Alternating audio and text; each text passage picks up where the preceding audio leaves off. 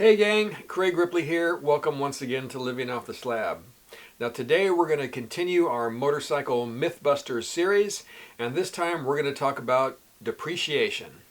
Every time that I've talked about purchasing a motorcycle on this channel, I always get those that comment that I shouldn't be buying the particular bike that I am, like my Yamaha Super Tenere, because it just does not hold its value very well.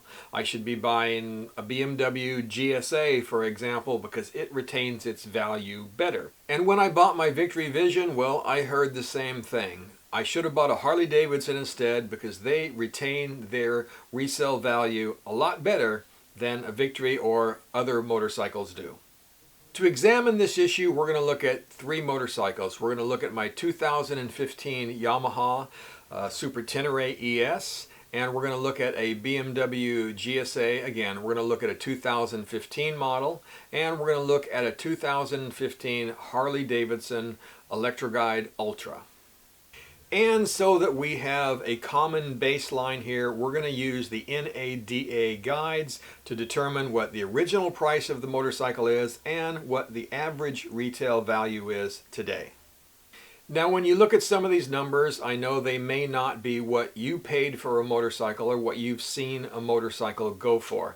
In fact, that's true for me as well. I did not pay the price that we're going to quote for the Yamaha Super Tenere, and I was not able to find a BMW GSA for the price that we're going to show here as well. However, so that we have a fair comparison and we're looking at apples and apples, we're still going to go with the NADA guidelines. So first, let's look at my Yamaha Super Tenere. So that's a 2015 Tenere ES, and according to the NADA guides, that bike retailed for $16,190, and today it should be worth $9,380, or it has retained about 58% of its original retail value. Okay, so now let's look at the BMW GSA. And we're going to look at it with the premium package, well, because that's just the way they're sold here in the United States. So again, according to the NADA guidelines, the 2015 GSA retailed for $21,695. And today, that bike should be worth $15,658, again, with the premium package. That means that the BMW has retained 72% of its original retail value. Now, just so we have a comparison, let's take a look at what most people think is the resale value king, and that is the Harley Davidson motorcycle. So again, we're going to look at a 2015 Harley Davidson Electra-glide Ultra, and according to, again, the NADA guides, the retail value on that was $24,749. Today it is worth $15,625, meaning that it has retained 63% of its original retail value. Now, after looking at these three bikes, a couple of things were really surprising to me. I mean, I knew my Tenere would be at the bottom of this list, right? But I was surprised at how close to the Harley Davidson that it is, right? At retaining 60% of its value and the Harley Davidson retaining about 63% of its value. I was also surprised that the BMW was so far ahead of the other two at 72%.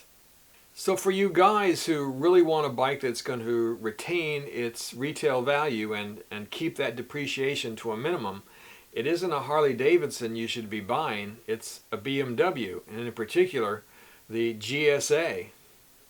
Now, of course, there is a big question that needs to be answered, though. Does any of this really mean anything? Is depreciation on a motorcycle really important?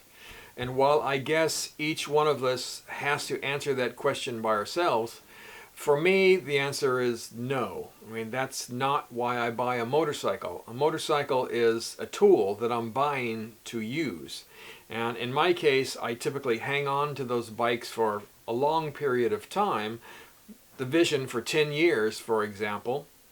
And also, I ride the heck out of them. I beat them, beat the crap out of them, quite honestly. Right? That is my goal. Right? I want to have fun and enjoy them and put a lot of miles on them. And if we really want to keep our resale values up, well, we have to keep them in a garage and not put very many miles on them. Again, and that just doesn't sound fun to me. And before we close here, I thought we would talk about, well, one or two more motorcycles, again, just for fun and so that you feel sorry for me, right? Because we're going to talk about my 2009 Victory Vision. And as we know, Victory has been shut down. They have gone out of business, right? So that really hurt trade-in values and so forth on the Victories. But I'm going to give you the NADA guides numbers here on my 2009 Victory Vision. They listed, my Tour Premium is what I got. They listed at $23,449. Again, that's not what I paid for the bike, but that's what they're listing it at. And they are saying that today, with average miles on it in good condition, it should be worth $5,975. Now, of course, mine has a lot of miles on it, so it's probably not worth that much. But according to that, my bike is only worth about 25% of its original value. So I don't know, I'll probably be hanging on to it for a while because it's really not worth anything. In comparison, let me say that a 2009, again, Electra-glide Ultra was retailing for about $22,159, and it is worth $9,590 today, so it has retained about 43% of its original retail value. So that is a huge difference between the Harley Davidson and my Vision. Alright guys, that's it. Thank you for watching. I really appreciate it. Of course, you can comment below, and if you feel like supporting the channel, please check out the description of this video for several ways to do that. They include, again, buying t-shirts, buying from Twisted Throttle by linking through the links in the description of this video here, and of course you can support us monthly by becoming a Pateron. Again, we appreciate everything that each one of you do. Thanks a lot, and again, we'll see you next time.